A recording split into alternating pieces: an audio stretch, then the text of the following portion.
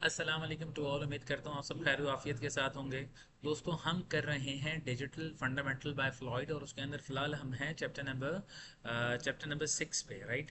अब chapter number 6 की जो इंपॉर्टेंट बातें हैं, हाइलाइट्स है, वो मैं आपके साथ अभी शेयर करता हूँ, जो कि आपकी स्क्रीन पे आपको नज़र भी आ रहा है। सबसे पहले हम बात करते हैं हाफ एडर की। हाफ एडर का मतलब ये है कि आपके पास दो इनपुट्स होंगे, टू इनपुट्स, और उसके साथ साथ आपके पास दो आउटपुट होंगे। एक आउटपुट को हम कहते हैं सम और दूसरे को हम कहते हैं कैरी। अगर आप इसको ज़्यादा डिटेल के अंदर पढ़ेंगे तो आपको उसका लॉजिक सिंबल कुछ इस तरीके का नज़र आएगा, और उसका इक्विवेलेंट सर्किट के अंदर आपको एक जॉर गेट नज़र आएगा और उसके साथ एंड गेट नज़र आएगा। XOR gate is actually the output यानी सम, और एंड गेट इसका कैरी आउट कहलाता है। हमें जॉर की लॉजिक पता है कि जब डिफरेंट जॉर होते हैं, यानी जब इनपुट आपके पास डिफरेंट हो जाते हैं, यानी 0 1 या 1 0, तो उस केस में आपके पास सम आउटपुट में 1 आता है। और जब सेम लॉजिक होती है तो वो आउटपुट में 0 ही देता है, जैसे 1 1 पे 0 और 0 0 पे 0। ये हम जॉर की लॉजिक की बात करते हैं, जो कि यहाँ पे हमने फॉर्मूले की शक्ल में लिख भी दिया है एग्जाम्स की आसानी के लिए। सम का मतलब है जॉर लगाना और कैरी का मतलब है एंड लगाना।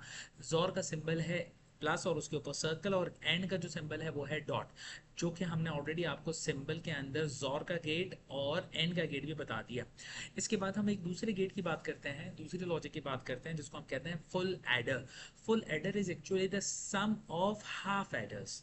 ये पहला हाफ एडर है, ये दूसरा हाफ एडर है, इन दोनों का आपने कैस्केड कर दिया यानी जोड़ दिया, और जोड़ने के बाद एक हाफ दूसरे हाफ में जब मिलता है तो ये कहलाता है फुल एडर। तो इस फुल एडर के अंदर आपके पास तीन इनपुट है ए बी सी, और दो आउटपुट है जिसको हम कहते हैं सम, और इसके अलावा कैरी आउट। ये इसका सिंबल है। ये इसकी कुछ लॉजिक है, कुछ चाहे तो आप याद कर सकते हैं, चाहे तो मैं इसकी एक शॉर्टकट आपको बताऊंगा भी थोड़ी देर में। फुल एडर के अंदर हमने ये जैसे बात की कि ए बी सी हमारे पास तीन इनपुट है और तीनों में जोर लगेगा। कैरी के अंदर एंड लगता है तो इसका मतलब ए बी के साथ, बी सी के साथ और ए सी के साथ एंड होगा। और इसकी ये कुछ ट्रिक्स हैं। इन ट्रिक्स को हम समझते हैं इन डायग्राम्स की मदद से, इन टेबल्स की मदद से। जैसे मैंने आपको लास्ट लेक्चर के अंदर फ्लिप फ्लॉप का ये टेबल बना के दिया था, वैसे ही इस लेक्चर के अंदर मैं आपको half adder and full header का फाइनल डिवीजन का शॉर्टकट टेबल बना के दूंगा मेमोरी ट्रिक के साथ। इसकी लॉजिक ये है कि आपके पास जब डिफरेंट होगा, इनपुट डिफरेंट होंगे, तो सम के अंदर 1 लिखा जाएगा, और जब बोथ बोथ आपके पास इनपुट 1 हो तो सम 0 हो जाएगा, मगर कैरी में 1 लिखा जाएगा। ये देखिएगा, ये कॉलम है इनपुट ए का, ये इनपुट बी का, ये दो इनपुट हमें मिल जाएंगे। इन दो इनपुट की मदद से हम इसके अंदर टोटल नंबर्स ऑफ 1 काउंट करेंगे कि 1 कितनी दफा आया है।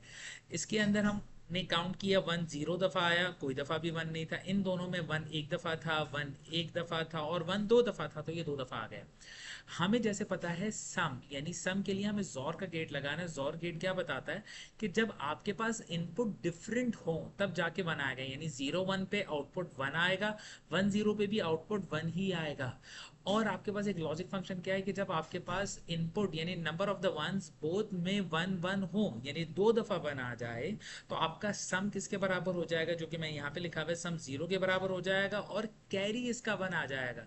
ये बिल्कुल बेटा वैसे ही है जैसे कि आपने लास्ट मुझसे एडिंग सीखी थी दो बाइनरी नंबर्स की। आप उसमें कैरी जब 1 1 होता था तो हम 2 नहीं लिखते थे, 0 नीचे लिखते थे और 1 कैरी हो जाता था। बिल्कुल ये वैसा ही है, ये हाफ एडर है। इससे ज़्यादा इंटरेस्टिंग आपको फुल एडर समझ में आएगा। फुल एडर के अंदर ये रूल ध्यान में रखिएगा, इसके अंदर नंबर ऑफ, हम सम के लिए काउंट करेंगे वंस को। अगर आपका पास 1 ऑड है, ऑड का मतलब अगर एक दफा आया है, तो फिर आप तो फिर आप सम लिखेंगे, और अगर आपके पास 1 इवन टाइम्स आए तो आप सम नहीं लिखते। सिमिलरली आपके पास अगर कैरी की हम बात करेंगे, तो कैरी का रूल ये है कि कैरी के अंदर अगर दो से ज्यादा दफा 1 आया तो आप सम में 1 लिखेंगे, कैरी में फिर 1 लिख देंगे। इन शॉर्ट, हमने यहाँ पे आपके पास ए बी सी तीन इनपुट हैं, 0 0 0 से लेके 1 1 1 तक। इसके अंदर टोटल नंबर ऑफ वन हमने कैलकुलेट किए। इसके अंदर कोई भी 1 नहीं था तो 0 हो गया, इसके अंदर एक दफा 1 आया तो 1, इसके अंदर दो दफा 1 आए तो 2, इसके अंदर तीनों दफा 1 आए तो 3 लिख दिया। हमारी लॉजिक क्या कहती है कि हम अगर 1 काउंट करेंगे, 1 अगर 1 ऑड है तो सम लिखा जाएगा। जरा देखिएगा यहाँ पे क्या 1 का काउंट ऑड है तो 1 में सम लिखा गया, 1 का काउंट ऑड है तो सम में 1 लिख दें चुपचाप। 1 का काउंट किया हुआ इवन, इवन के अंदर सम नहीं लिखा जाता, 0 लिखा जाता है, तो यहाँ पे सम के कॉलम में 0 लिख दिया। 1 लिखा सम, इवन था जीरो, इवन था जीरो, ऑड था तो वन लिख दिया। ये हमने सम का टेबल क्लोज कर दिया। अब हम कैरी के टेबल की बात करते हैं बेटा। कैरी के टेबल के अंदर आपके पास यहाँ पे वन है।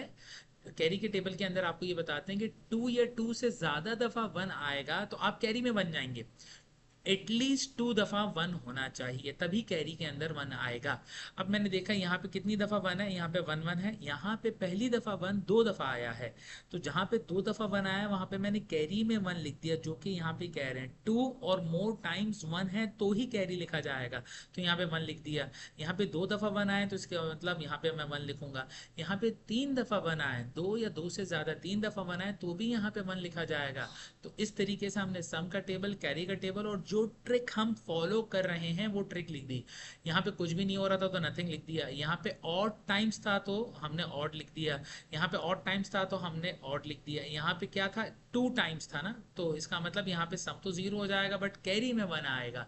इसी तरीके से बेटा ये पूरा टेबल हमने बनाया है।